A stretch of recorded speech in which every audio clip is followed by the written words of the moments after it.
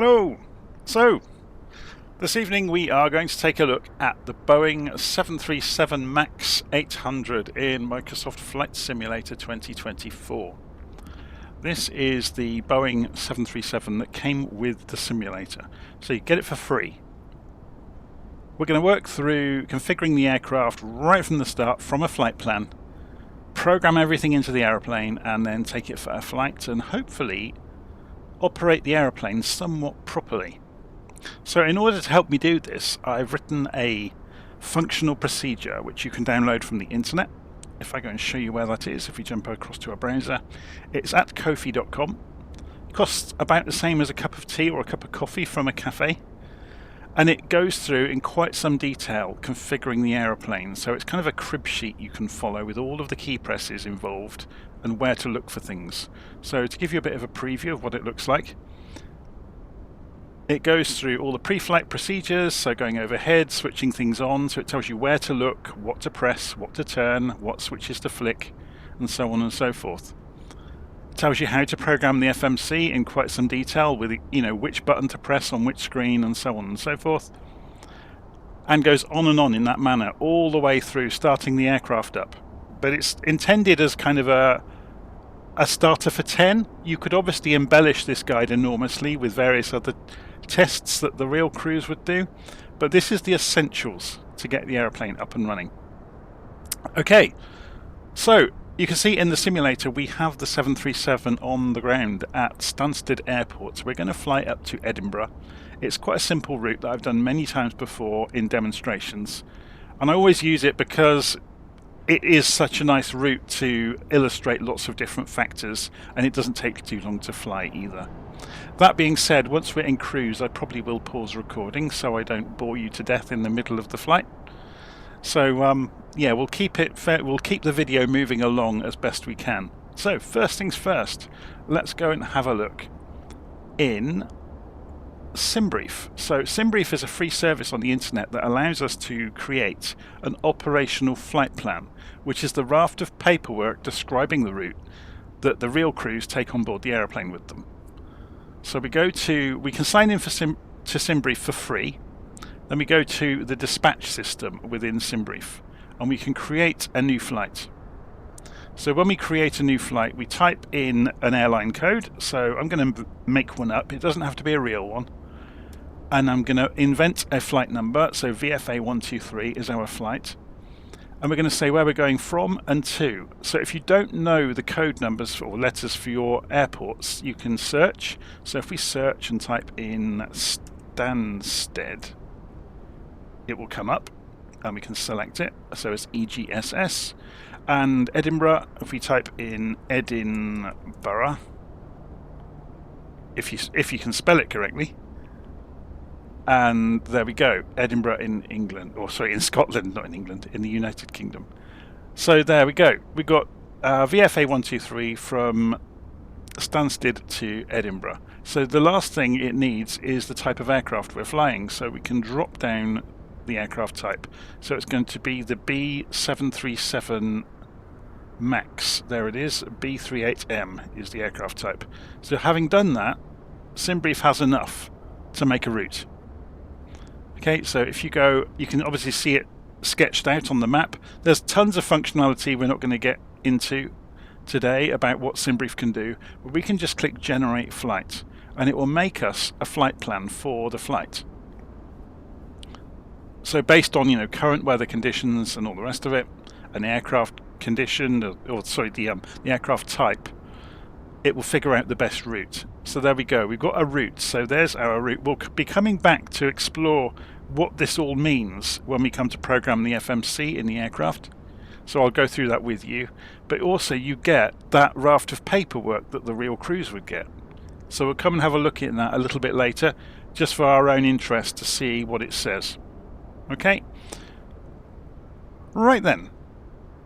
So at this point I'm going to start walking through that pre-flight checklist.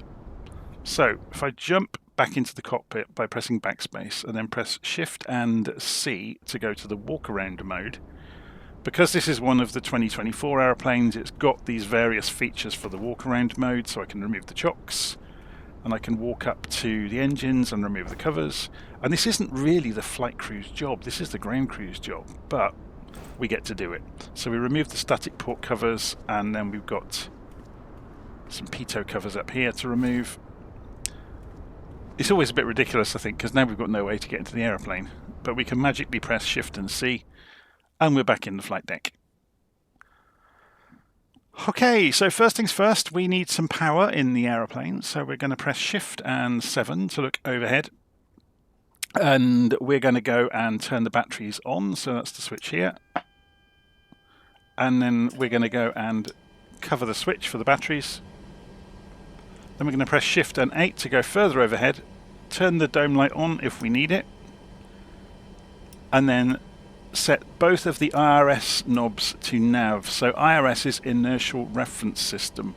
This is the system of gyros and sensors that measure acceleration to the aircraft and let the aircraft know which way up it is and which way it's going. So then we rotate the display selector to your heading and status mode. I don't know if it's simulated in this, but it should show how many minutes until IRS alignment. Okay, so then lower down in the cockpit we go and set the emergency lights to armed. So switch down and cover it. And then we're going to go and do the window and probe heats. So up at the top here we've got the window heats on either side and the probe heats. So down to the FMC, and you can see the flight management computer, so we press Shift and 2 to get to it.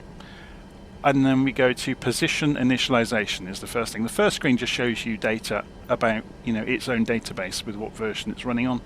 So position initialization. Now you will see the INS system is already aligned.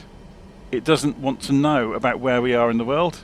If we get here quickly, it will say where are we, but it's already picked it up from the GPS. So if you go next page, you can actually see, look, there's the FMC position and there's the IRS position. When it first boots up, for a few seconds it doesn't have an FMC position, but after a few seconds it populates itself. So we can go previous page and we're back here again. So we need to put in our reference airport. So as we work through the flight management computer, if you see fields with dashes or hyphens, those are optional fields. If you see fields with boxes, those are mandatory fields. So to key anything into a field, we use the keypad and it will appear on the bottom line. So this is called the scratch pad. Yeah? So if we clear out of there was actually a letter I'd pressed by accident there. It had an I in it.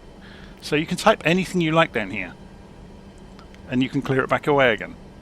So we want to type in the code of the airport we're at. So that's EGSS is Stansted. And then press the soft key next to the field we want to fill.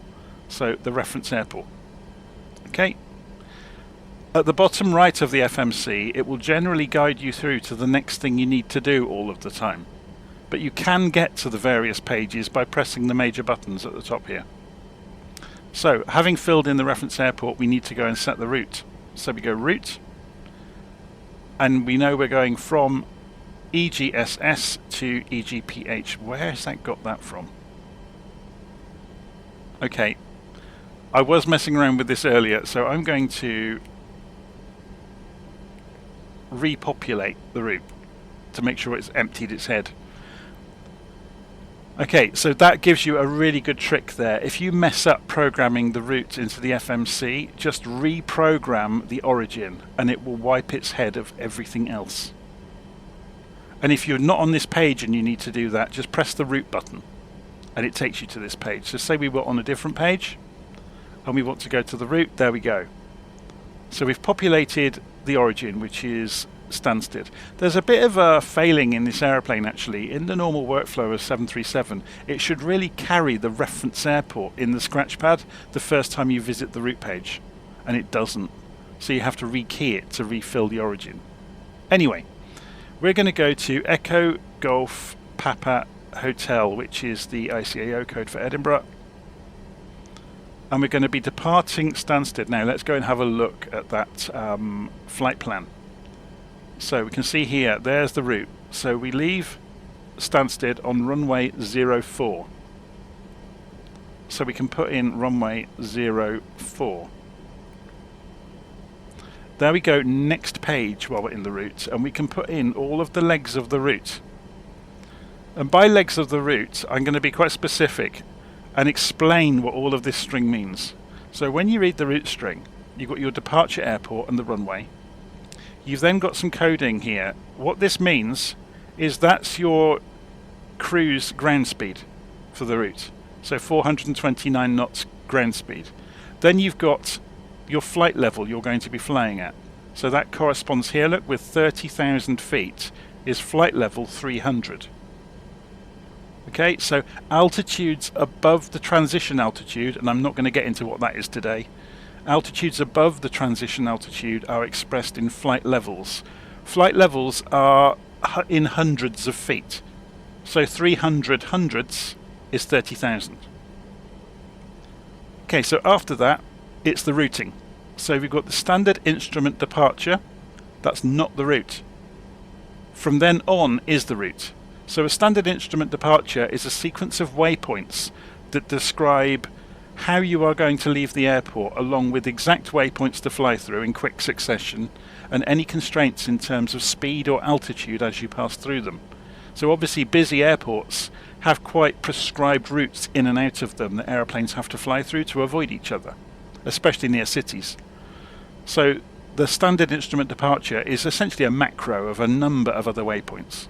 And the reason you know it's a SID or a star, we'll get to stars in a moment, is that there's generally 6 characters and they've got numbers and letters in them. Waypoints tend to be just letters, and they tend to be 5 characters. So that's the first waypoint of the route. Airways tend to be a letter followed by numbers. So again, an airway is an invisible corridor through the sky that may involve lots of waypoints along its way.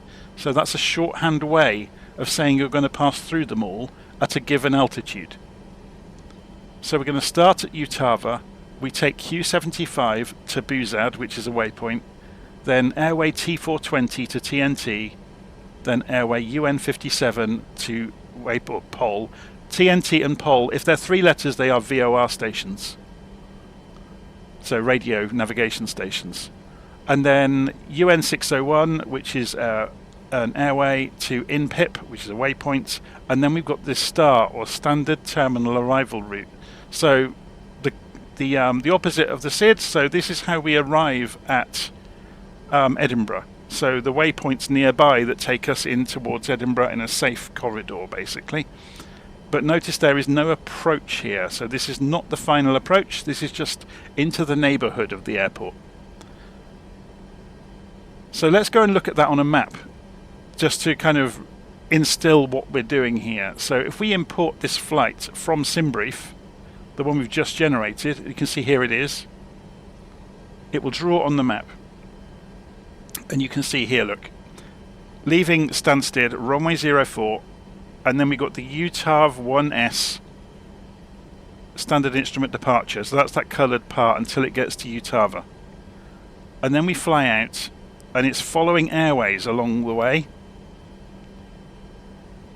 Goes to the Trent VOR, goes to the Pole Hill VOR, carries on up the country, and then suddenly we're into the STAR, the Standard Terminal Arrival Route, which gets as far as Tartan.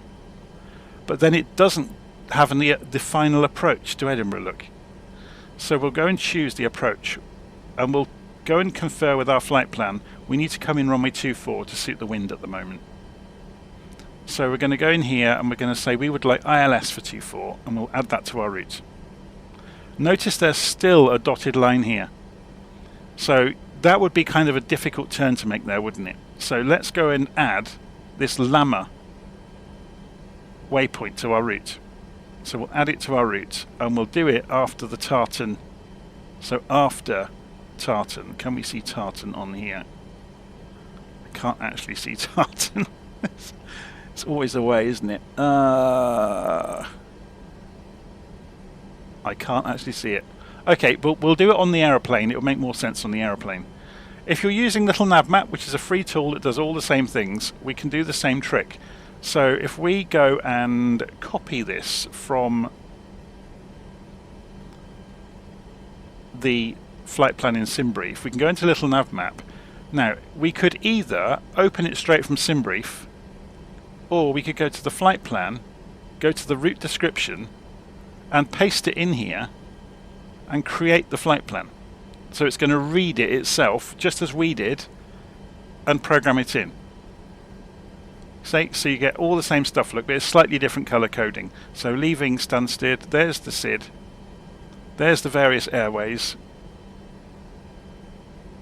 and then we come into the star as far as Tartan, then there's the approach into the runway. But we haven't got Lama here, and notice, well, it hasn't got the approach. So if we go right click and show arrival and approach procedures, we want ILS for runway 24, and we insert that. So it's got that same thing, look, there's a yellow bar here, which is not part of the route, and we're looking at when we actually program the plane, and maybe taking it out to Lama to make it make a bit more sense. Okay, so when I talked about the SID and the star, I said that they may have constraints involved. You can see them here, look, during the SID, the Utava SID here, in little nav map, you can see it's got some altitude restrictions on the way out. So that's how little nav map shows it, but if you go and look in Navigraph, we can open up the chart for UTAV 1S, and you can see in here it's got the same thing shown, but in the same way that a real chart looks. So you've got between 3,000 and 5,000 feet at the Barkway VOR waypoint, 5,000 feet at the Barkway VOR, 5,000 feet at Utava. So you're having to hold at 5,000 feet before you climb any higher. Also notice on the standard instrument departure, it shows the transition altitude. So that's the point at which you're going to switch from the local barometric pressure on your altimeter to standard barometric pressure. And the aeroplane should remind you of that. If it doesn't, you just have to be mindful to go do it. So, back in the aeroplane, we need to put our route in. So we're going to use the SimBrief. We're going to program it by hand to show you how. We're going to start at the first waypoint after the standard instrument departure. So Utava. You put airways on the left and waypoints on the right. If we put a waypoint on the right with no airway, it will say direct automatically. So in other words, it thinks we're just going straight to it from wherever we are. So Utava. So we type it into the scratch pad and then we press the field next to where we want to put it. Okay, so it's saying direct to Utava from the airport because we haven't put the SID in yet, or the standard instrument departure. So from Utava we go Q75 to Buzad. So Q75 to Buzad, B-U-Z-Z-A-D, and drop that in. And then T420 to TNT. So T420 through to TNT. And if you get any duplicates, it should ask you, but usually it's clever enough to figure it out. Then UN57 to Pol. The reason it's able to figure it out is because TNT is on that airway. UN57 to Pol, or the Pole Hill VOR. And then UN601 to INPIP, and then it's the star after that. So this is the final bit of the route. So UN601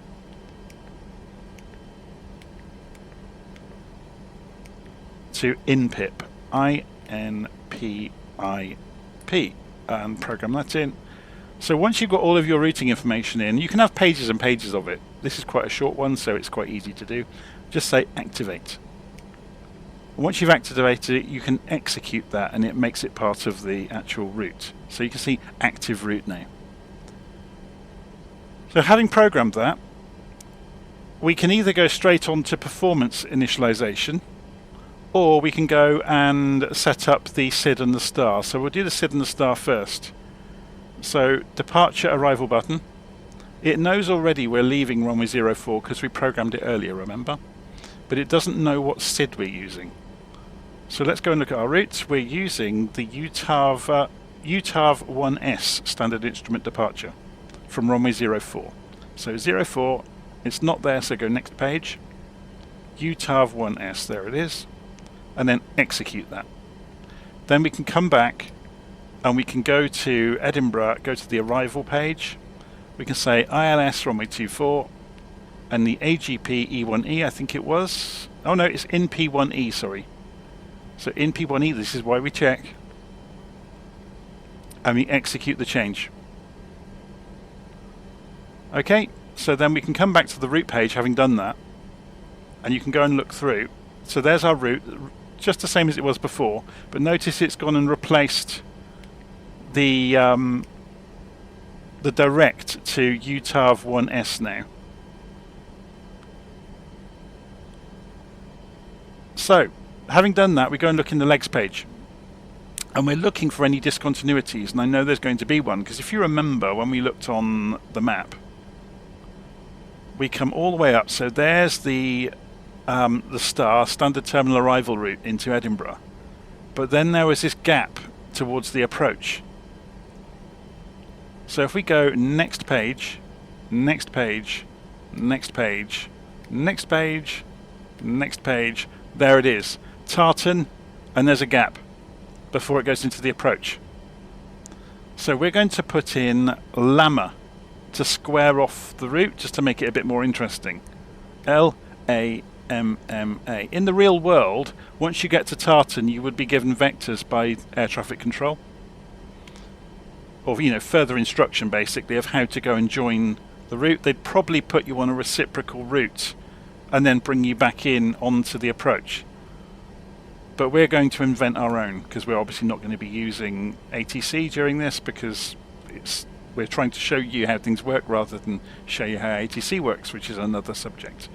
So we're going to select the Lama we want, because there's many of them around the world. So N55, so 55 degrees is the one in Scotland. And you can see we've now got a modified route, so we have to execute the change to make it an active route. When you want to get back to the top of the legs page, just press legs again. If we press shift and space to see the cockpit properly and pan ourselves around, we're going to change the mode of the navigation screen to plan mode, which is the far right option, PLN mode. When you do that, the screen changes to put your a position in the middle of the screen. The position is denoted by the center marker on the legs page. And the step button at the bottom right of the legs page lets you step through the legs of the route and see them on the map. So we'll increase the range on the map so we can see them easily. So then watch what happens as we press step, step, step. So the center marker is moving along and moving the corresponding item to the middle of the map for us to just look at it.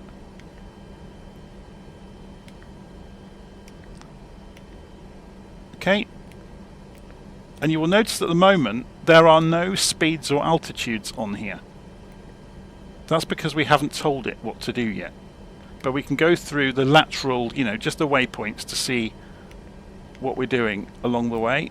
And we should see a nice solid line all the way to Lama. Yeah? So that's at the point we're going over towards CI-24. So you can see Lama has got a gap, another discontinuity. So if we go to get rid of that, we can go to the next page, select CI-24, go previous page and select the discontinuity or the gap. And what it will do by doing that is pull from CI-24 onwards up over the top of the gap. Yeah?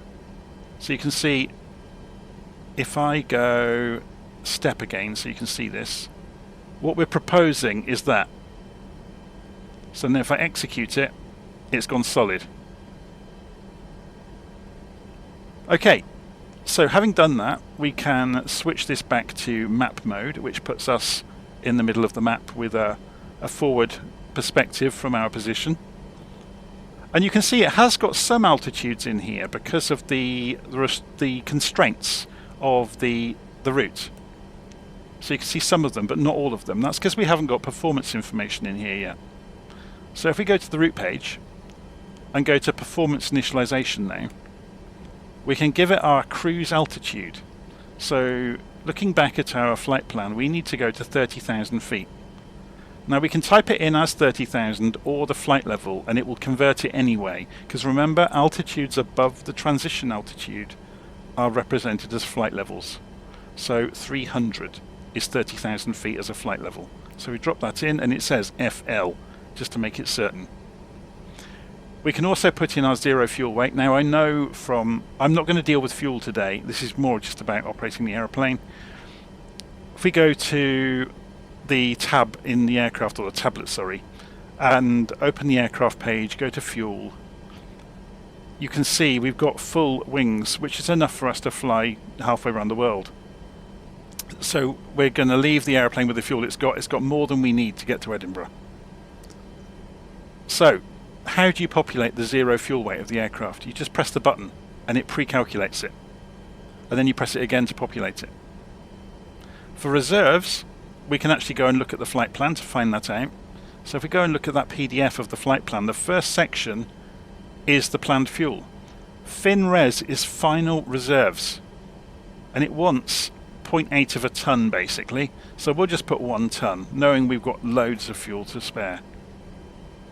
Cost index, that involves a formula of how aggressively the aircraft can accelerate and how fast it can go during the flight. Cost index is shown on the flight plan at the top right. It's 18, it's showing here. In the SimBrief plan, it's shown here. So we need to put 18 into the cost index. Okay, and then we can execute that change. So we've got the actual performance numbers there now. N1 limit is the next page. That's your thrust parameters for the climb. And I'm going to leave it as is, so it's using, its standard performance for takeoff. You can change it.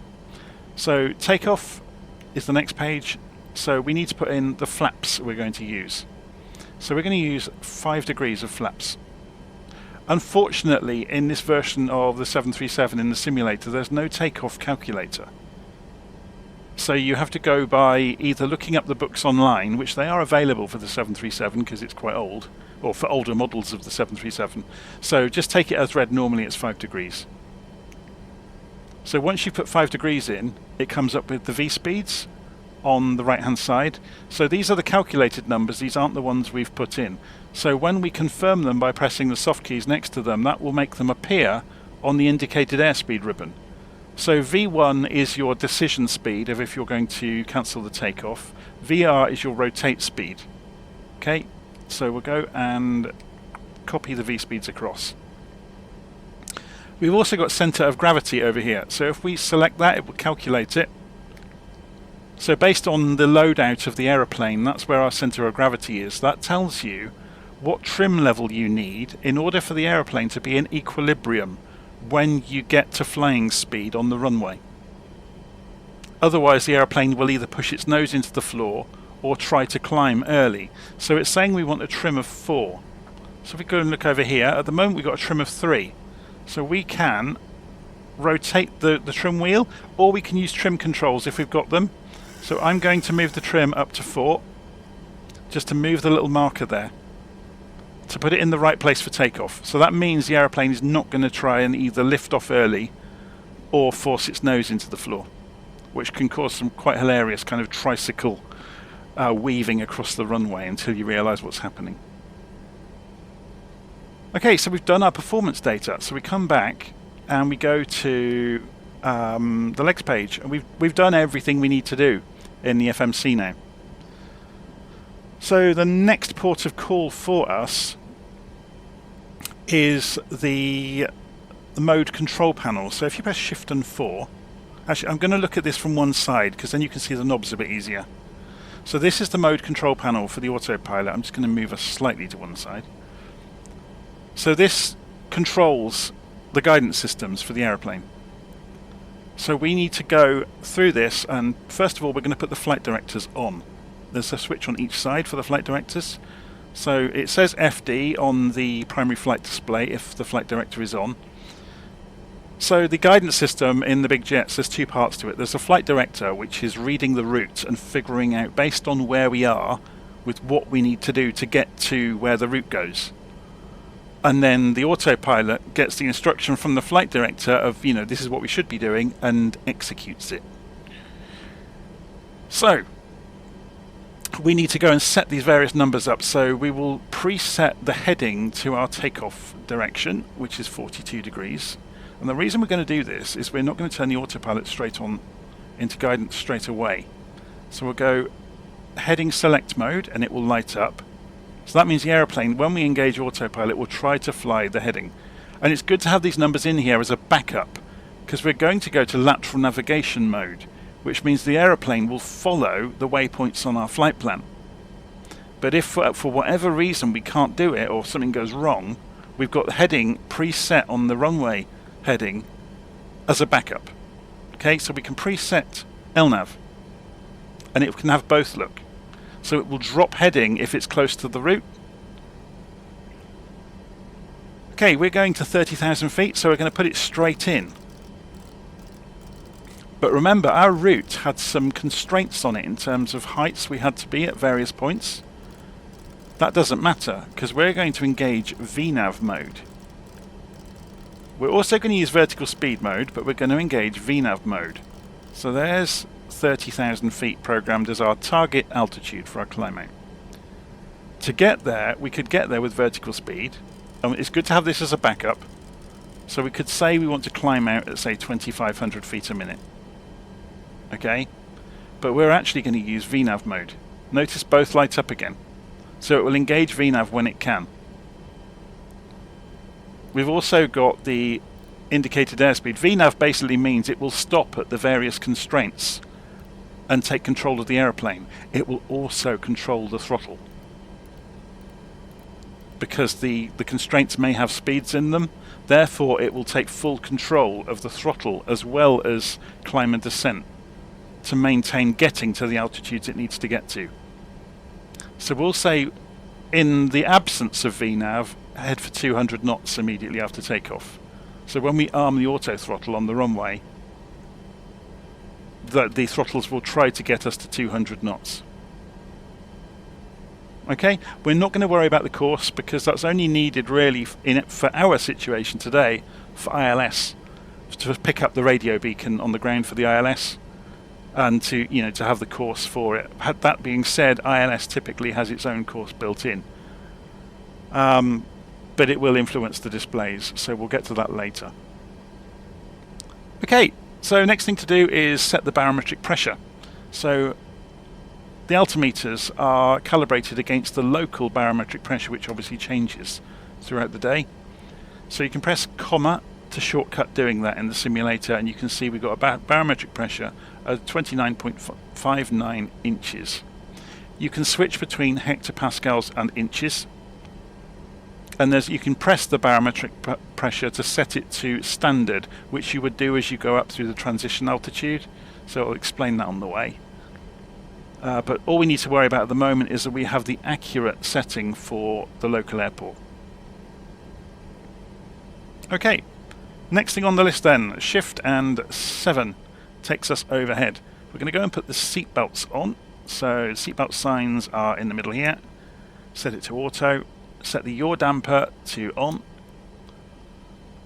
Lighting panel, we can go and rotate the panel. I can never remember where these switches are, panels there, and it will light up the various numbers around the various displays. And now we're going to go and set the cruise altitude for the environmental control system here. So this will help with pressurizing the cabin to the right amount for the height we're going to. So all we tell it is our cruise altitude, and it does the rest for us. So now we're going to prepare for engine start. So to prepare for engine start, we're going to use the auxiliary power unit. So the APU is a small jet engine in the back of the plane that generates electricity and compressed air. It needs a fuel supply, so we put the aft number 1 fuel pump on, and we switch APU down to on, and then start, and hold it there for a second and then let go. Unfortunately, in this version, this simulated version of the plane, I don't think it has the APU. It's got APU gen here, look. So it doesn't show you its progress in firing up, which is a bit of a shame. And there doesn't seem to be any way of showing it in the cockpit either. It's something they've just missed. But we can go and have a look outside, and you can see we've got hot air pouring out of the back of the aeroplane. So if you ever wondered what the hole is in the back of the aeroplane, it's the APU exhaust. So there's a small jet engine back here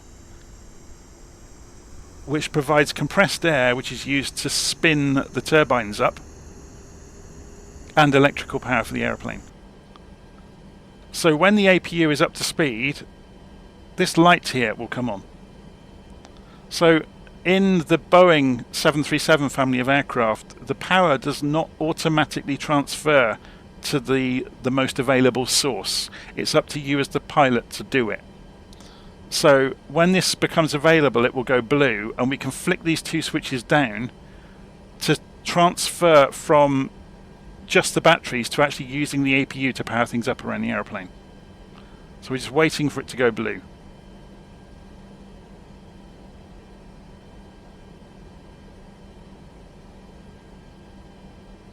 There we go, it's gone blue, so we can now pull these switches down, and the aircraft is now using the power being generated by the APU, which means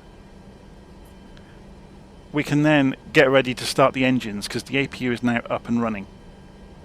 So we're going to go, before starting the engines, we're going to go and put the anti-collision lights on. We're going to go and put all of the fuel pumps on now.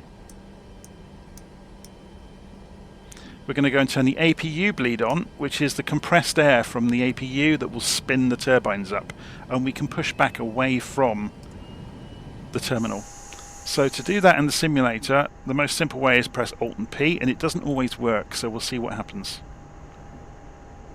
So I'll let it engage with the aeroplane, and then I'll release the parking brake, and we'll see if we're going to have a lucky day or an unlucky day. You never quite know with this particular aeroplane if it's going to behave or not. If it doesn't, we'll just have to turn the aeroplane around ourselves. You know, and taxi halfway through a gate or something, or through a jet bridge.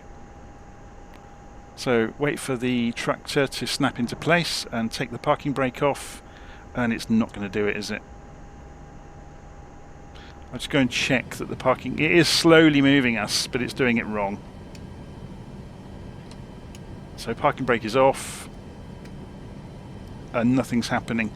So what we're going to do is press Alt and P again, put the parking brake back on, and we're not going to rely on it pushing us back. So it should the tractor should let go again. It's a known issue with this particular aeroplane at the moment that it does this. Okay, so the tractor will pull away from us. So we're going to get on with starting the engines, and then we can just turn under our own power. So back inside the aeroplane, to start the engines, it's actually fairly straightforward. You look overhead and you choose an ignition system, so left or right. You can alternate them. They both do the same job, so we'll go for the right one. We'll rotate the switch here to GRD on engine start. Did we put the APU bleed on? Yes, we did. So if we look down in the cockpit, the compressed air is spinning up engine number 2, so N2 is the turbine axle speed. So when it gets to 25%, you can see it's motoring. When it gets to 25%, we can advance the fuel control or start lever for engine number 2. That introduces fuel and ignites it, so the temperature goes through the roof, and the turbofan starts to spin. N1 is the turbofan speed.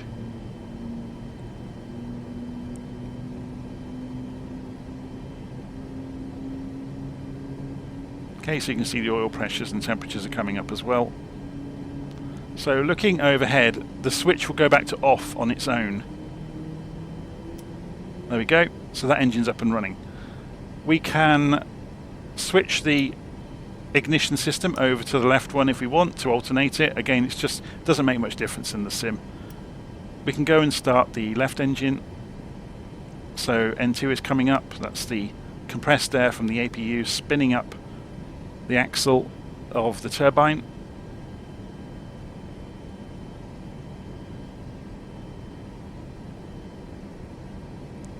And when it gets to 25%, we will advance the start lever or fuel control lever.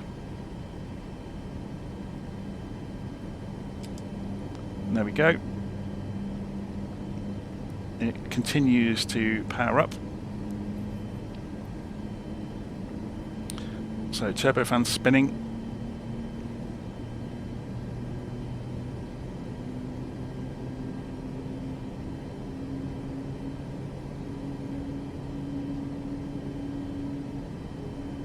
And if you look overhead, you'll see the switch go back to off when it's finished doing its initialization. There we go. So if we look overhead now, Shift and 7 will take us overhead. You will see the gen off bus lights have come on for each engine now instead of the APU. So we can transfer power generation to the engines away from the auxiliary power unit, which has disconnected it automatically. So therefore we can take off the APU bleed. So that's where it's siphoning the air from the APU to start the engines, and we can turn off the APU. Don't need it anymore. Okay, so the engines are busy making power for the airplane now, and the APU is off. So now we can go and turn on the hydraulic pumps for the airplane. We can go and turn the PACS on, which is the environmental control system. So using the compressed air being generated by the engines and the heat from the engines to warm the cabin and so on and so forth. We can go and turn the taxi light on. So something else we need to do, I'm just looking at my instructions here. So Shift and 6, we're going to go and turn TCAS on so we can be tracked on the ground. So we'll turn the panel lights up down here so we can see all the readouts. And where is it? I can never see this. Here we go. ATC and TCAS. We're going to switch this to TA only, and we're going to switch this, the transponder, to auto. Okay. So the traffic collision avoidance system is basically going to broadcast our position, but not react to seeing where other people are. So TARA would mean the autopilot could react to seeing something near to us, which you typically don't want on during climb out or arrival. Okay. So we've done everything there. We need to double check that elevator trim, make sure it's looking good. Yes, it is. We can go and taxi out to the runway. So before we taxi out, let's go and set the flaps to takeoff position. So we wanted 5 degrees, didn't we? So we're going to move the switch, and you should see on the display the flaps travelling. And if you go and look outside, you'll see that happening as well. It's quite quick. Yeah, they've already moved. Okay, so we got the taxi light on. Let's go and look outside to do this turnaround. We're going to clip our wing on the scenery, but it shouldn't hurt anything. Famous last words.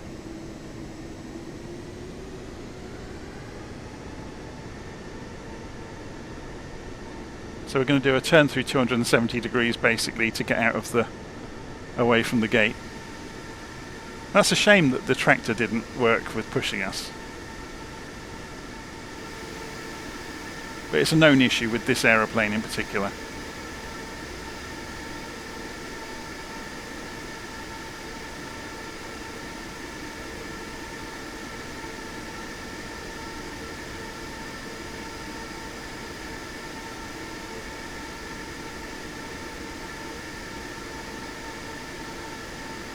I'm clipping it with the tail as well, look, on the jet bridge. Oh well. Run all the people over. Ingest them into the engines.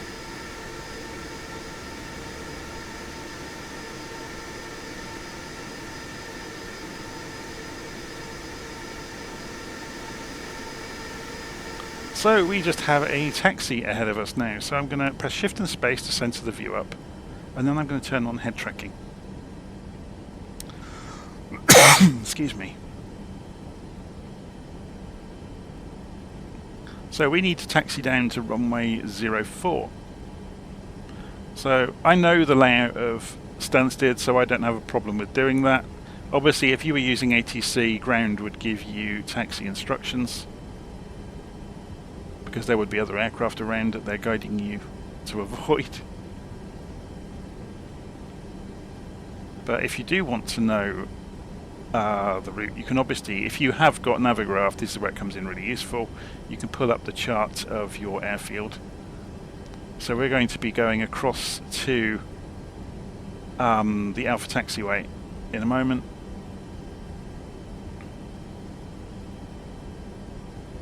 Is it Alpha or is it Hotel and Juliet these days? I can never remember. Yes, Hotel and Juliet. So we're going over to the Hotel Taxiway, but we'll zigzag our way to get there.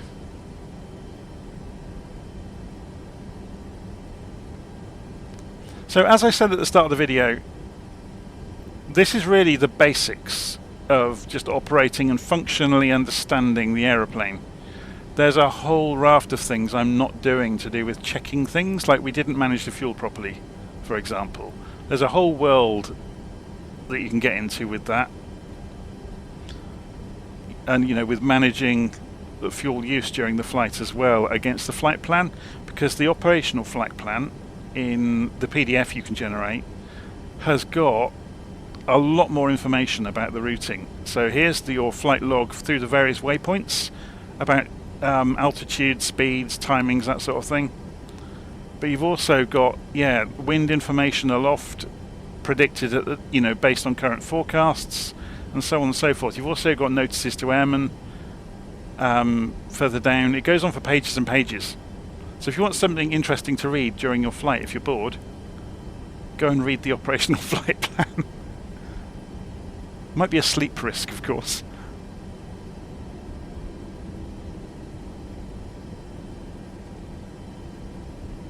Okay, we're going to switch over. I've turned the traffic off, by the way, which is why we're not seeing any other aeroplanes taxiing around. So to allow us to just concentrate on me talking and not getting too distracted, it makes this pretty straightforward.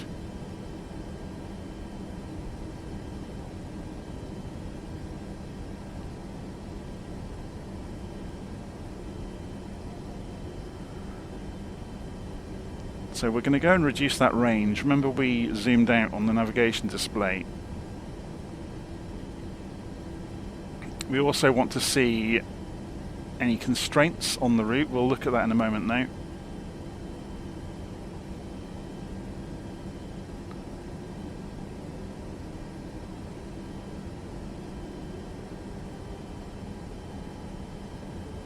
Just increasing the power slightly. The airplane doesn't like trundling along around tight corners, it tends to lose momentum.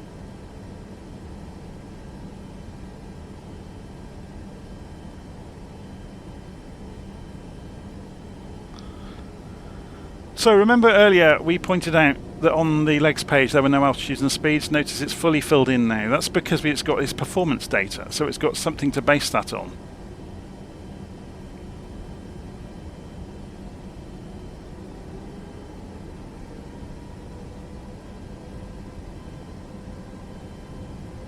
So I know this version of the 737 gets a lot of flack from the online community.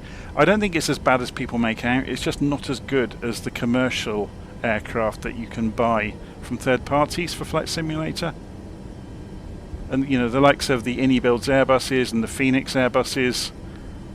But once the PMDG Boeings arrive, obviously the story's going to change again. But for the moment, for most of the audience who want to fly a Boeing, the 737 MAX is the only real option at the moment. And it does work. It's just the flight model isn't quite where it should be.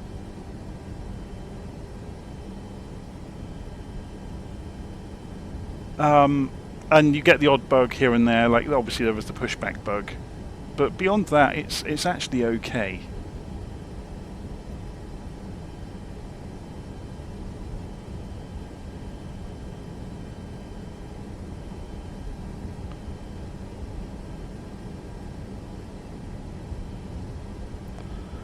So, should we show, what should we show on the tablet? Oh, I'll stop at the holding point for the runway, actually. So we'll come. We don't need a full runway because we're only in a 737. We're not in a A380 or something. So let's stop at the holding point here and join the runway early.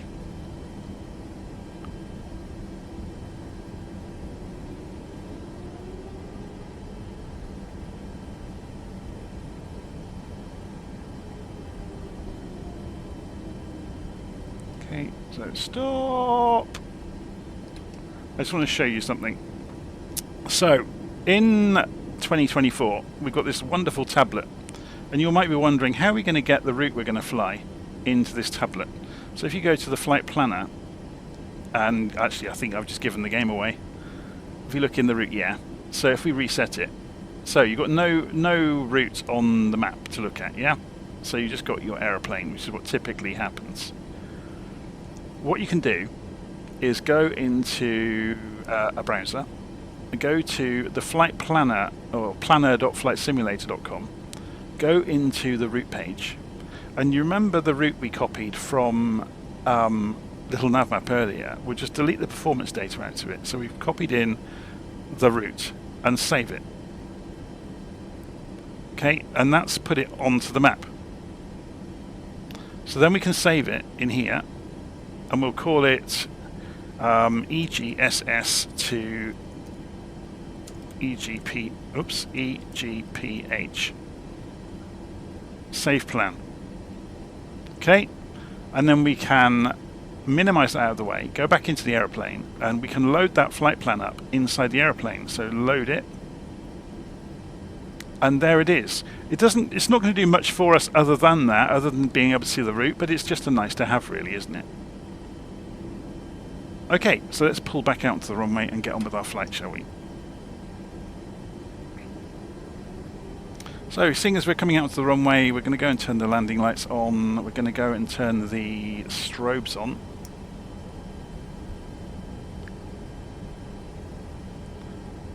And I will do this takeoff without the head tracking so we can be a little bit more accurate about it. Having said that, I just tried to look left to see if the runway was clear. Old habits die hard, eh? So I think I will do that, actually.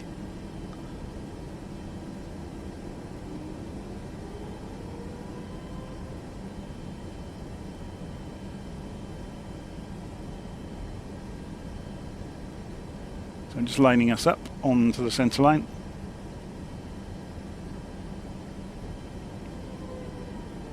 A little bit off to the right, but good enough. Okay, so final checks. Yeah, you can see we're pointing slightly to the left. We'll straighten that up in a moment. Final checks, we're looking to see we've got all the modes configured, and it's sometimes a bit misleading. You can't quite see if you've pressed the autopilot button or not. So we're going to go and turn the auto throttle on. We're going to go and turn on, now you can't see it from here, I'm just going to turn head tracking off to show you this.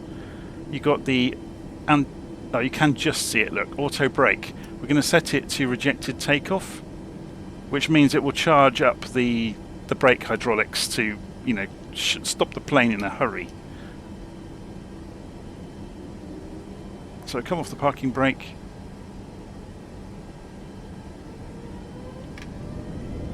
So full throttle.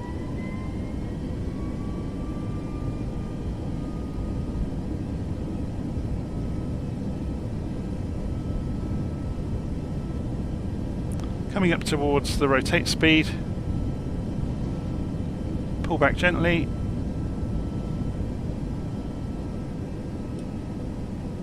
It's a bit wiggly. Gear up. Trim the aeroplane for the climb. Whoa. It's a bit twitchy, like I said. Get the autopilot on now. Notice the lights have gone out. That means VNAV and LNAV have taken over. We'll just make sure they have. They're on.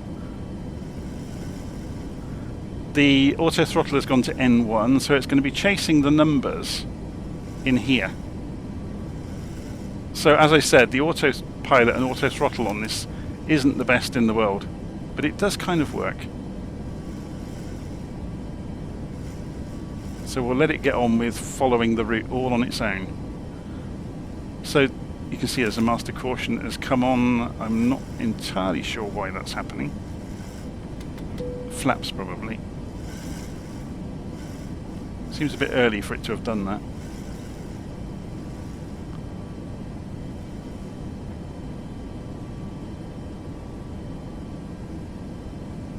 So it's following the route accurately, which is good. So notice, yeah, it's gone over and it dropped vertical speed and heading mode as soon as it had, realised it was close to the track and could follow it. So it's going out. It's going above 3,000 feet. It should stop at 5,000 following the restrictions, and you'll see the throttles come back as well. Here they come. Look, because it's going to stop at 5,000 feet, or it should do. Is it actually going to? It's set. Yeah, it's doing it. So looking at the legs, look, we've got a 5,000 foot restriction, and it's pulling the throttles right back to not go above 250 knots. So the transition altitude is 6,000 feet. So we've got a little bit of a gap until we get to Utava. So let's zoom out on the range. So there's Utava. That's where our altitude restriction goes away, and we can start climbing again. So we can take the... I didn't put the run... Oh no, I did put the landing lights on. I just mixed them up with the runway lights there. The taxi light can come off. The switch for the ignition can go back into the middle.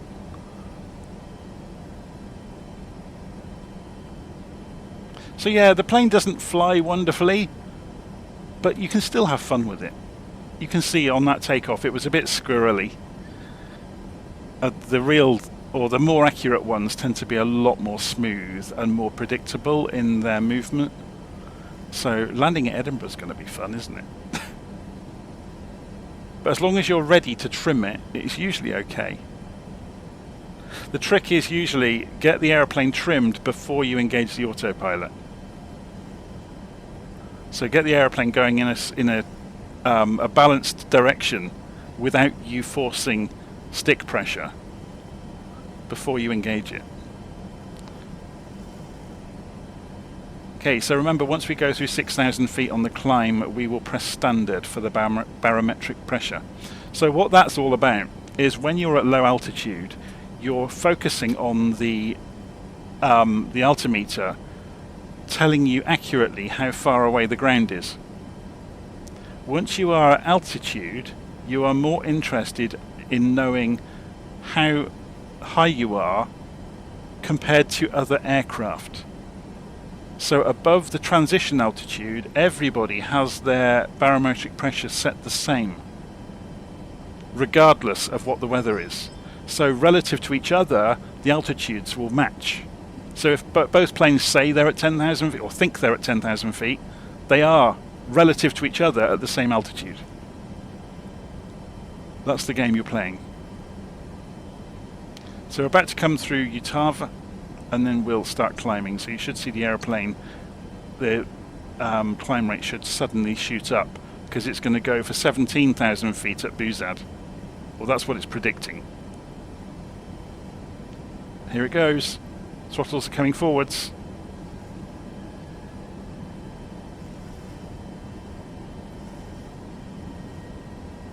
So landing lights stay on below 10,000 feet in commercial air traffic.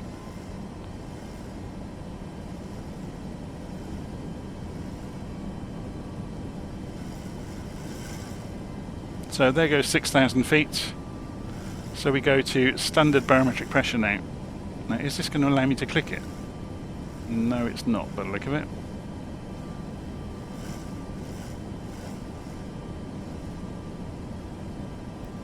So that needs to be 29.92 anyway.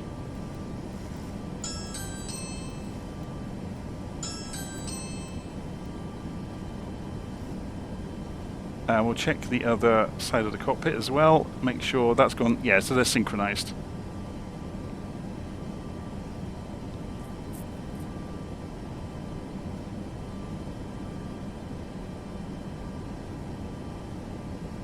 So then when we come through 10,000 feet, we turn the landing lights off. So just before that happens, should we have a look outside?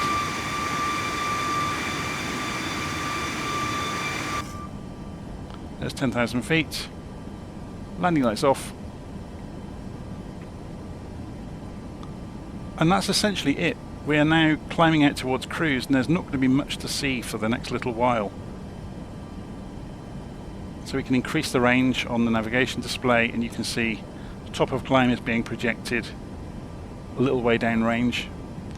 On the legs page you can see more about the route data, so you can see, if you go route data, you can see your ETA at the various stages of the flight. So based on, do we have a clock in here? I can't remember if we do or not. Yeah, here we go, look, 16:46 at the moment, UTC. So it's anticipating INP at 5:15, Tartan 17:26. So about 3/4 of an hour until we're starting to look at descent.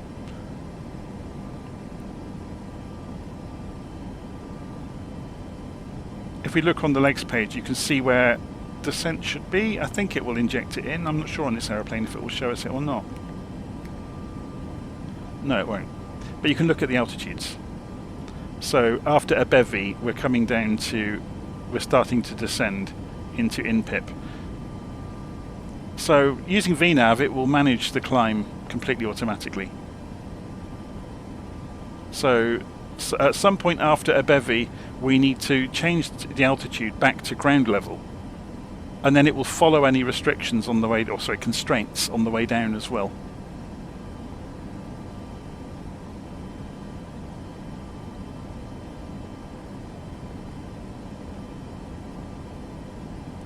Okay, so I'm going to pause recording at this point because there's not much else to see other than us climbing to top of climb and carrying on with our route.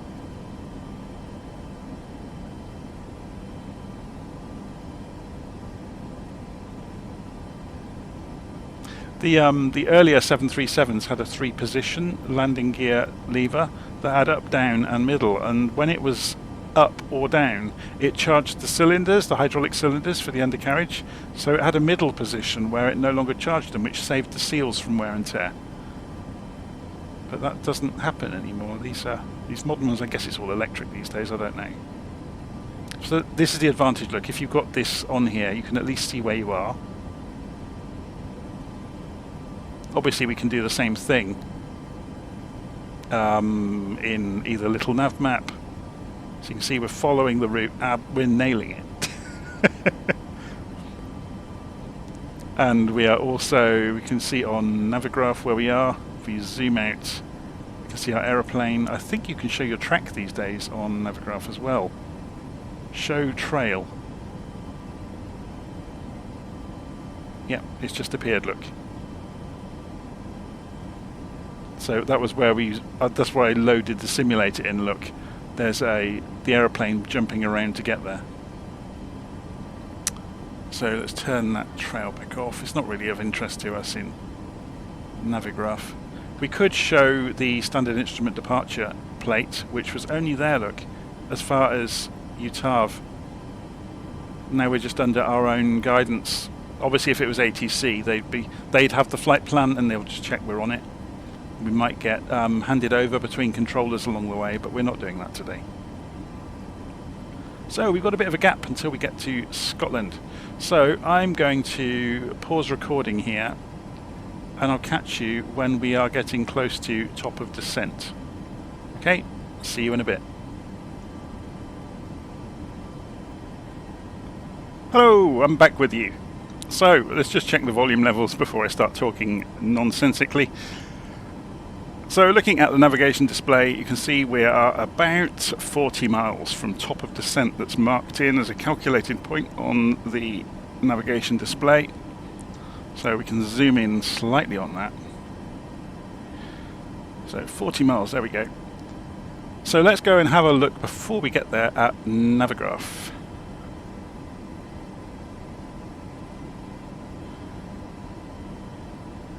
And more interestingly, look at the INPIP 1E star.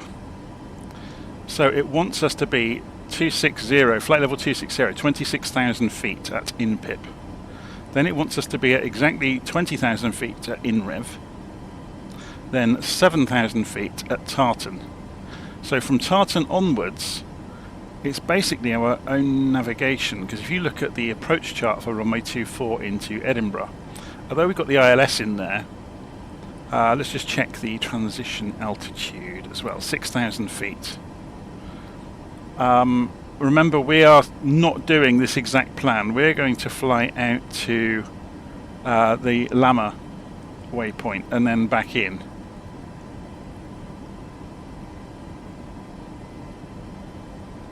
So about 30 miles or so from top of descent. So our first thing to do then is, remembering that the aeroplane using VNAV should respect the altitude targets. Now you can see specific targets are in a bigger font on the way down the display.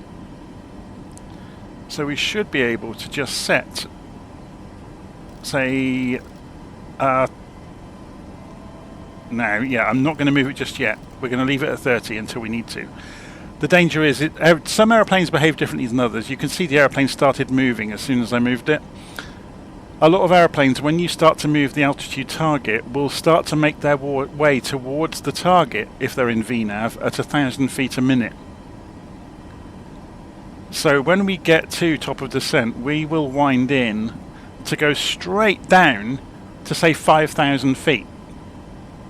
And then we'll manage it along the way, or we'll keep an eye on it. But the altitude, the aeroplane should respect the constraints of the flight plan. So it should pass through in-pip at 260 and in-rev at 200, or 26,000 feet and 20,000 feet.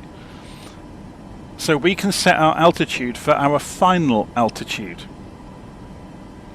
This is in our wonderful easy world of not being guided by ATC. Because obviously if you're being guided by ATC, you still have this flight plan, but they may give you differences according to what traffic is doing nearby, or whatever else is going on. Because at the end of the day, their word is law rather than the plan. Typically they won't give you altitude differences. They might give you speed differences in order to create separation.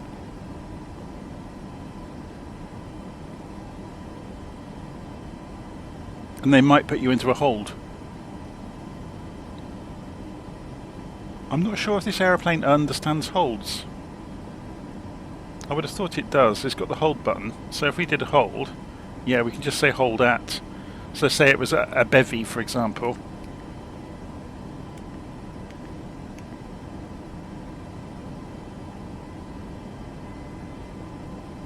That's interesting. And so then we could do that. Hold at a bevy. We're going to clear it though. So you can just literally type the instruction, hold at a bevy. That's interesting. Didn't know you could do that with it.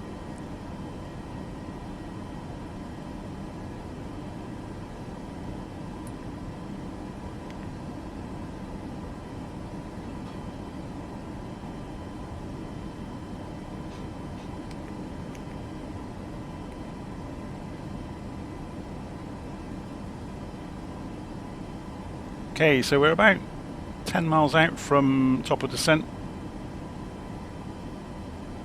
So we can actually show you that what I was talking about in terms of telling, if I tell it a little bit early to descend, then you'll see it do the rest of it. Can we put the constraints on as well? If we put data on, there we go. So data will show you the constraints for each waypoint. Either the constraints or the target, or the calculated heights at the waypoints. We can also turn terrain on. I'm not sure if it will draw us to Firth of Forth. It might, possibly not. So top of descent is just coming. So I'm going to tell it now to start descending, and you will see, hopefully, it start to go early or not. So it's in VNAV. maybe when you're too close to it, it won't bother until it gets to it. I was expecting it to actually start descending.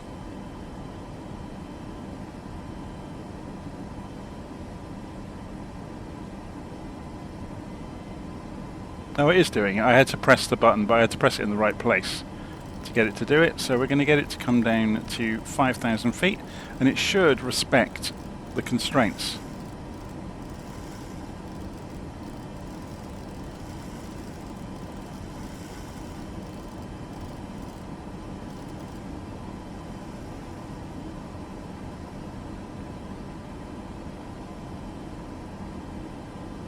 So you can see the green banana has appeared, showing us the projected point at which we are going to reach the altitude that we've asked for. So let's go straight for 3,000 feet actually, rather than 5. And let's see if we actually push this. We should be able to confirm it.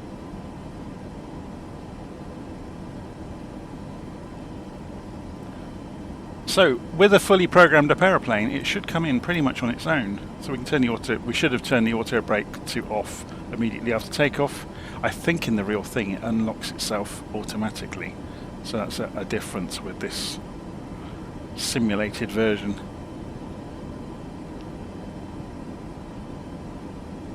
So remember, we are looking for 260 at INPIP, and it's gonna pretty much nail it.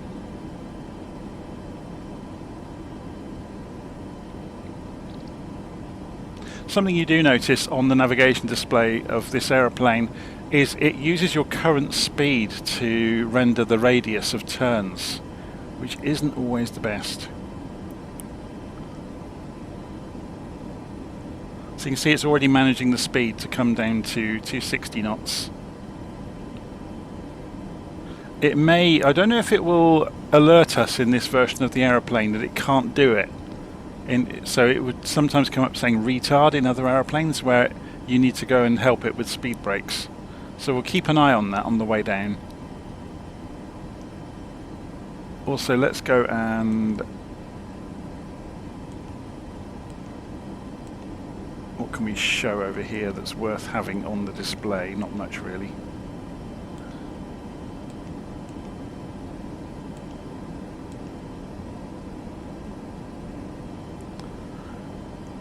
Should we increase the range on the Copilot display so they got the same information we've got? Can we also turn their TCAS on? Do these buttons work, by the way? Probably not. No. No. You should be able to press the buttons here to get different displays to pop up in the real thing. So you get like a side profile of your flight plan and things like that, but they're obviously not implemented.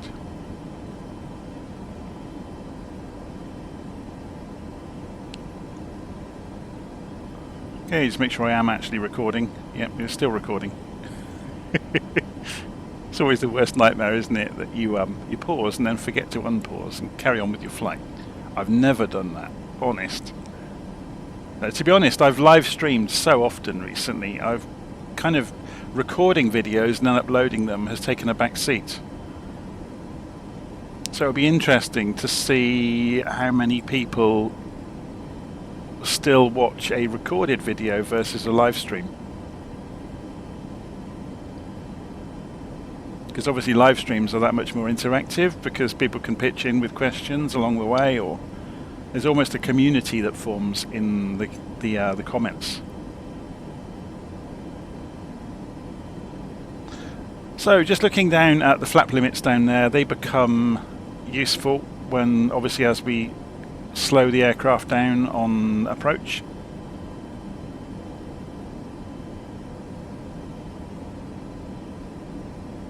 So we're looking at in-rev for flight level 200, flight level 200 or 20,000 feet, and we're about to come through 20,000 feet. We're a little bit faster than we should be, but that's fine.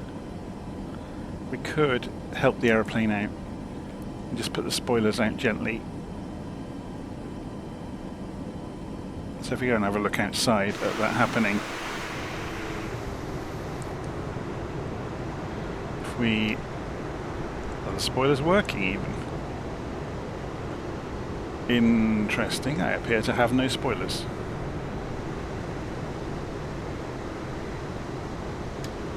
Oh, there they go. You just have to move them far enough. Again, it's an idiosyncrasy of the aeroplane. So that's bringing the speed down to the target look. Therefore, the aeroplane can use the spoilers on descent. So we're looking for 17,000. This is a calculated number. It's 7,000 at Tartan is our real target. So shall we go and bring the range down again? Bring the range down on the other side as well. And we're going to go and double check that we've got the navigation radio frequency ready for the ILS. So 108.9, 240 degrees on the course.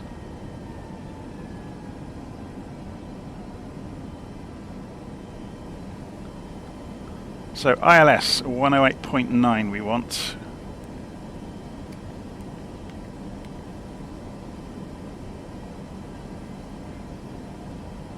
And ILS 108.90 should be good to go. And the course on both sides we're going to need 240 degrees.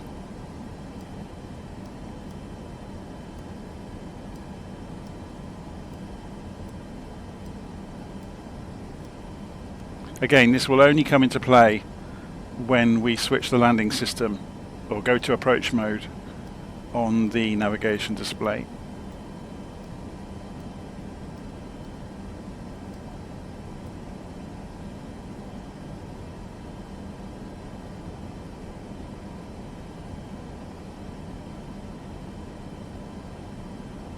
Okay, this is quite cool because it's giving us the time calculations for each waypoint as well, based on current speed configuration. So there's Edinburgh Airport.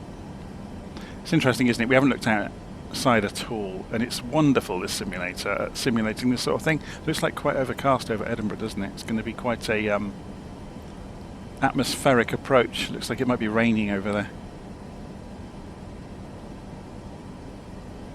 And there's the Firth of Forth. And there's the ocean.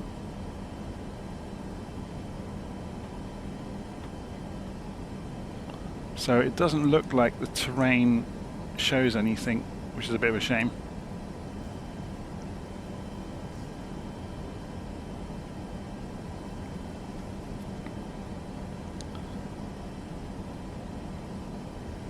So I'm going to come back off of the spoilers and see what happens. Yeah, it's fine. So we're still aiming for 7,000 feet through Tartan. And then we're squaring off the approach in. So we can go flaps 1 at 250 knots. Flaps 2 at 250 knots. Flaps 5 250 knots. And then 15 at 200 knots. So you just need to be careful going beyond flaps 5 then.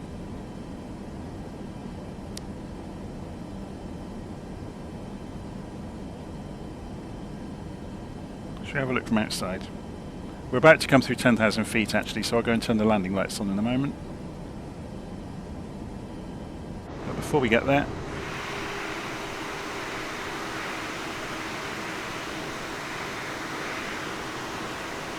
we are descending over the hills. So if we look at the map, if I try and get my bearings of where we are, yeah, we're just going past Galashiels. So the Eildon Hills are not far. Selkirk's over here. I don't know this area very well to the west. So over that way is Galashiels and Selkirk. But yeah, these hills are great. Good walking hills.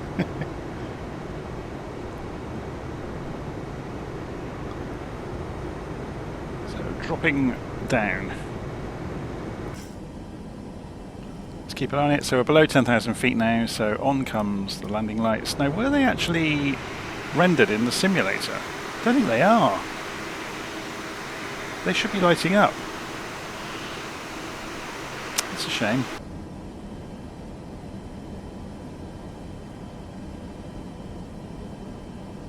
So again, one of those quirks of this free aeroplane, that things that don't quite work as they should.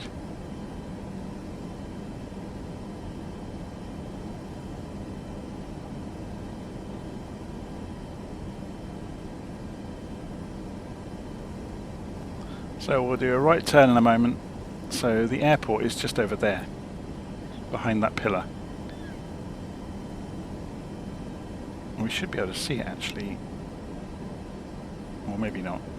Not from this distance, it won't render it. So here we go, we're turning right now. Onto the reciprocal course. Way! Onto the reciprocal course! If I can control the mouse. So we can see that happen from outside.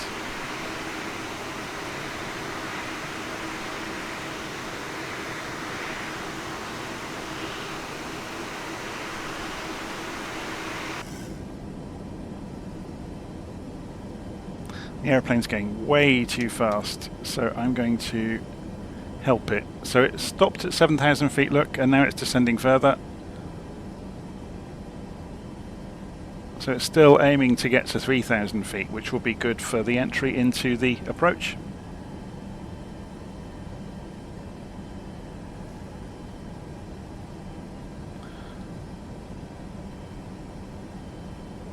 So I'll leave the spoilers out to help it descend down to 3,000 feet without overspeeding. It's dropped to 230 knots now, look. So it's starting to wind the speed out as it comes in. Let's go and just double check that against the chart. So did it have on the INP? Yeah, max 230 knots. So that's why it dropped the speed away.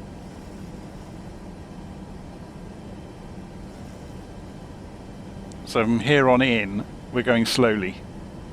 Notice it isn't descending yet, because it doesn't need to yet.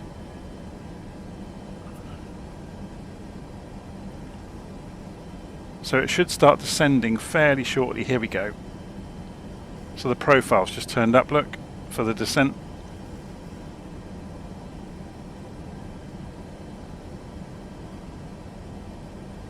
Notice we've also got markers appearing for the center line, and so these are to do with the GPS at the moment. When we switch over to landing system on approach mode, you'll see the ILS markers. So 110.5 is tuned in on VOR 1 and 2, but that's not the ILS, remember. That's the ILS, 108.9, which agrees with here.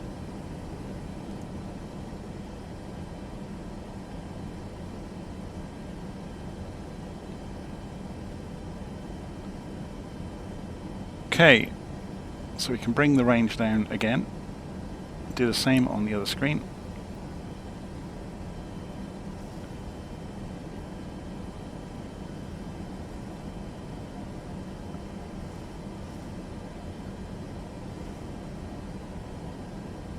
So we're down below the speed, so we could get rid of the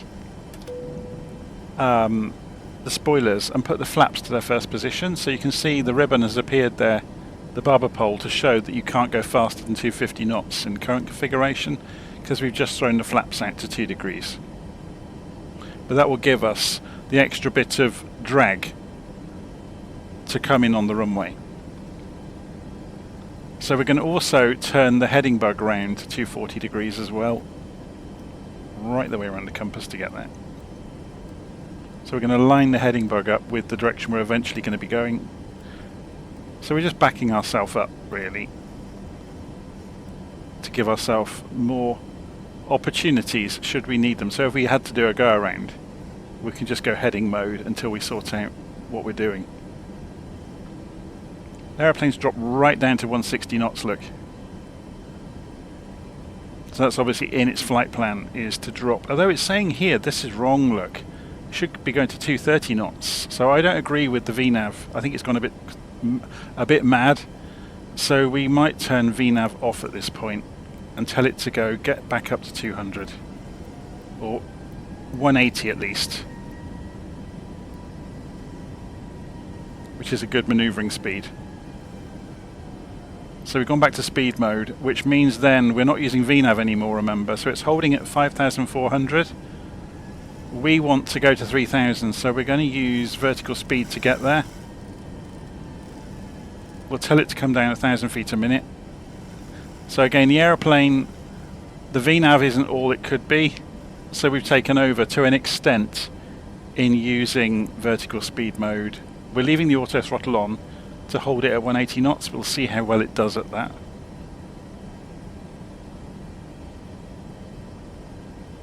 So we could go for the next level of flaps. So that's flaps 10 now. You can see the barber pole coming in for the limit. We're well within it.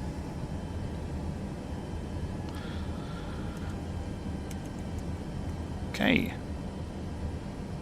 Look out towards Edinburgh.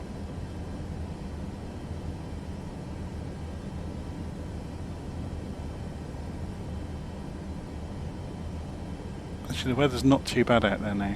I was envisaging we were going to be running straight into a heavy rainstorm, but it just looks like it's some showers happening over there.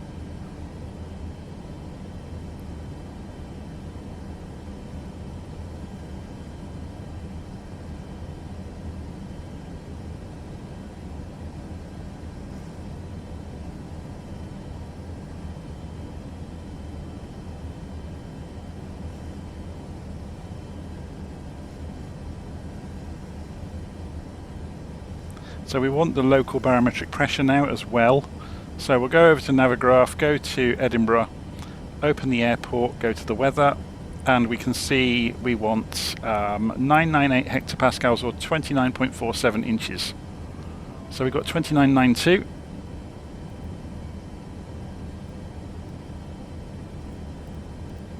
Obviously it's that low pressure you can see with the rain. That's 2947. So we've now got accurate altitude in relation to the ground. We're coming in for the turn, so if we look left, we might spot the airport in a moment. Is it out there somewhere? I can never remember in relation to the city where it sits.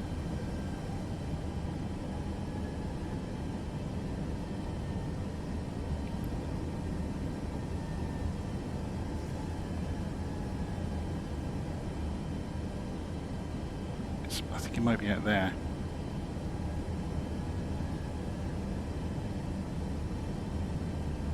So let's leave that screen on that mode. So we'll change that to that zoom level, and we're going to change this one over to approach mode.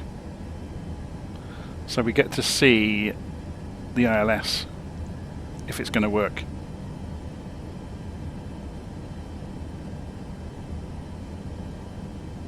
I would imagine it should have picked it up by now.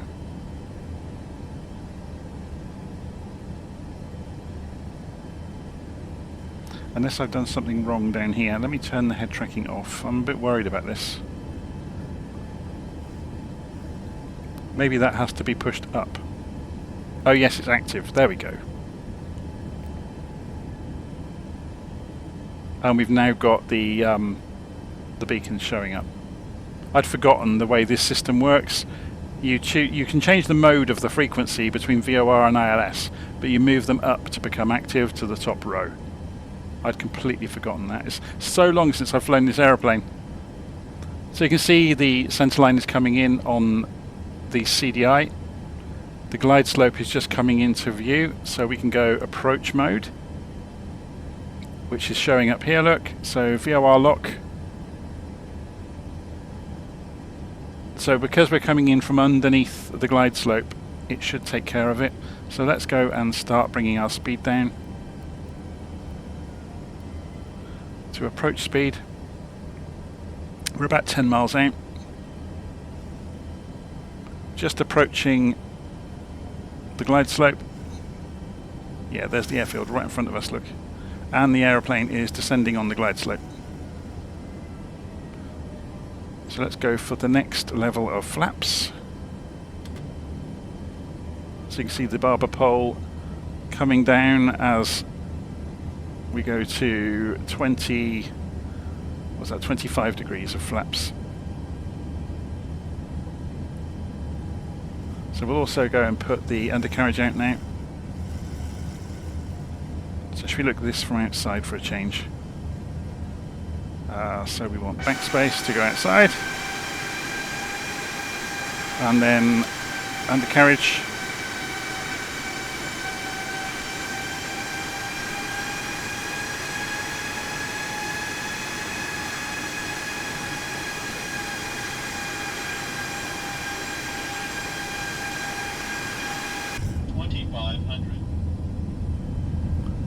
Okay, so coming through 2,200 feet at the moment. Let's go for full flaps now and pull it down to 150 knots, 140 knots, 130 knots.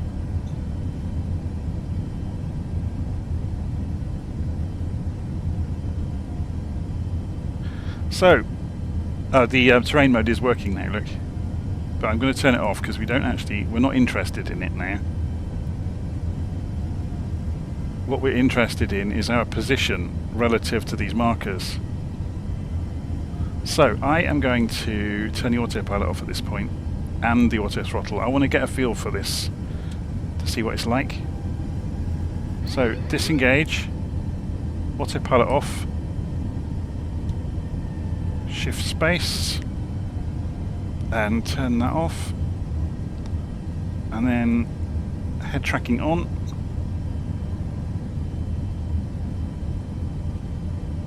We've gone a bit low, so I'm just going to lift us back up.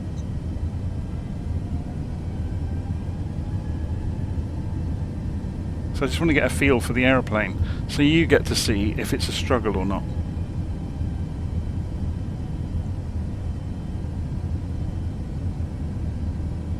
So we're still low. So what we're looking at here are the PAPI lights and the ILS.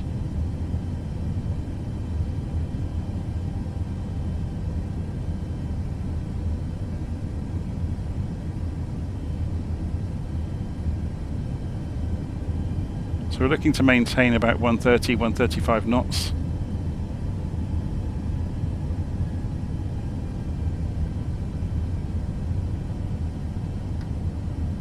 We're still a bit low. I'm going to trim us just a bit. You shouldn't ever fly on trim. I'm always mindful of that. 1,000. You should just use the stick after a certain amount of time. So it really does, it starts to sink under 130 knots. That's interesting to have this time to really think about it and watch what it's doing. So you're better off sticking to about 130 then. Get much slower than 130 and it won't easily fly.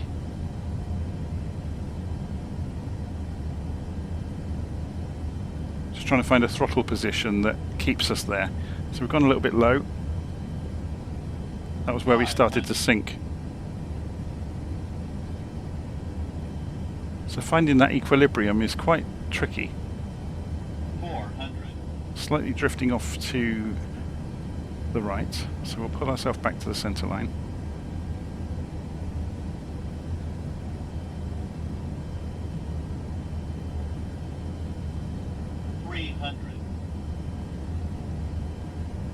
Still off to the right. There's obviously a bit of a crosswind going on. Yeah, you can see it on the navigation display, the top corner. We're still low. Can't quite get an equilibrium, it's quite tricky. 100, approaching minimums. 50, 40, 30, 20, 10.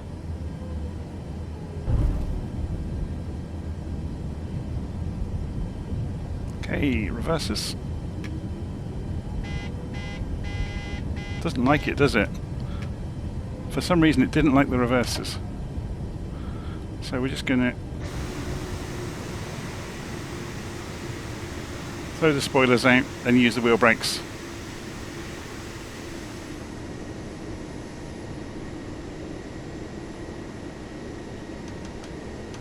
Put the spoilers back away. Start retracting the flaps. So it's a little bit heavier landing than I would have liked, but considering it's so long since I've flown this, and you never quite know what's going to happen with these free aeroplanes, I'll take it.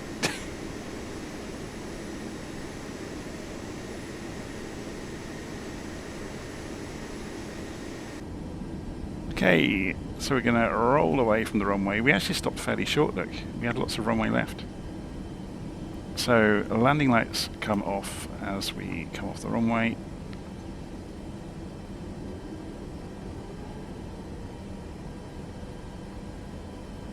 And the strobes go to flash. Or to off even.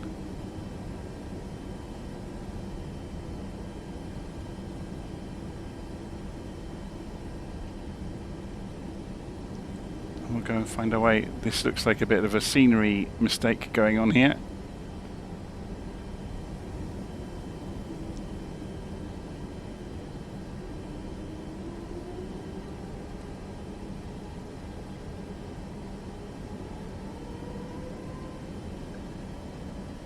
And we'll bring it into park. So I guess the takeaway here is the 737 is manageable.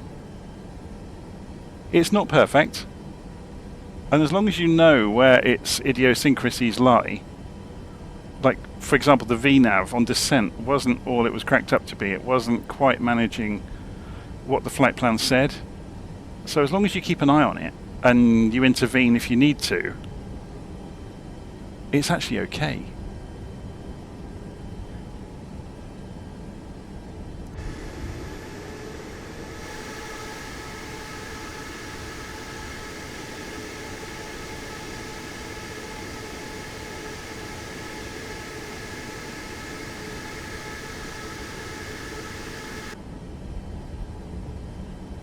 Okay, just coming in towards the terminal.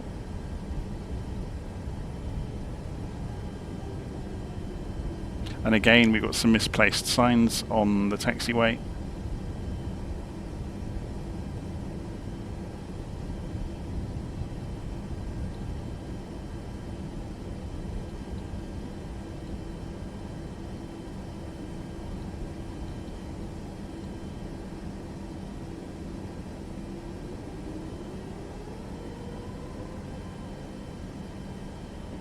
Should go and park down at the end, maybe. Oh, there's a space. Oh, no, there's it's a GA aeroplane. It's a Cessna 337, isn't it? It's parked in one of the terminal spots. That's really useful. We'll go to the one next door to it.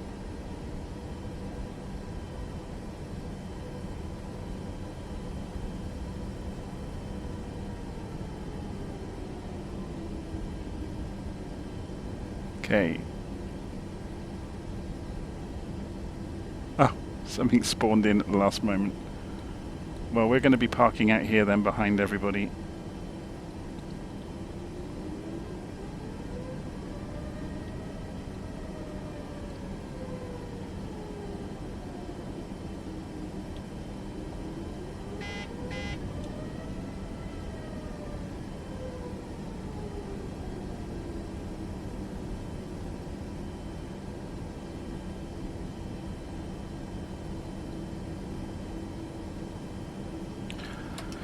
Parking brake on. So you've got some options with this aeroplane. I'll just turn head tracking off. If you put the APU back on, so if we turn it back on, we could have done this during the taxi. The APU gen off bus will light back up. I don't think we get any options with ground power being available in this aeroplane. We could possibly do it through ground services. If we tune Edinburgh ground, yeah, it gets mixed up in the sim. It's a bit not very good at that sort of thing. So you can't even summon ground power, but we're just waiting for the APU to come up. And when it comes up, we'll be able to transfer power generation to the APU and then shut the engines down without losing everything off of the flight deck. But while we're sat here, we can busy ourselves with doing some other things. So we can go and turn the hydraulic pumps off, for example. We can go and turn off the window and probe heats. Turn off the yaw damper. So all of the non-essential sitting on the ground at the destination things. So obviously the taxi light. Well, we had the should have put the taxi light on while we were taxiing.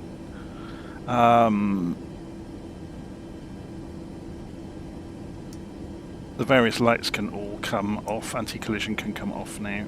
APU gen should be online fairly soon. We can turn off the other fuel pumps. Oh, actually no, we better not, because the engines are still running. Here we go. So we're transferring over to the APU away from the engines. So then to shut the engines down the proper way, and not just starve them, we can shut them down here, and you'll see them fall away. Because we're no longer using the engines for power, look, we're using the APU. So then we can turn everything off except that aft number 1 fuel pump, which the APU is using. And we're pretty much good to go at that point. We can go and turn off the control.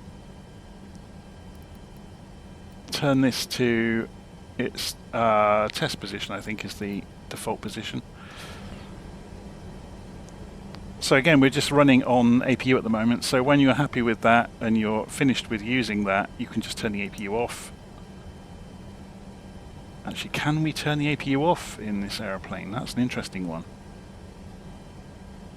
In this configuration. So if we were to go and turn the battery off, yeah, it's going to do it for us. I think that is off, essentially. So it's just the switch is a little bit misleading.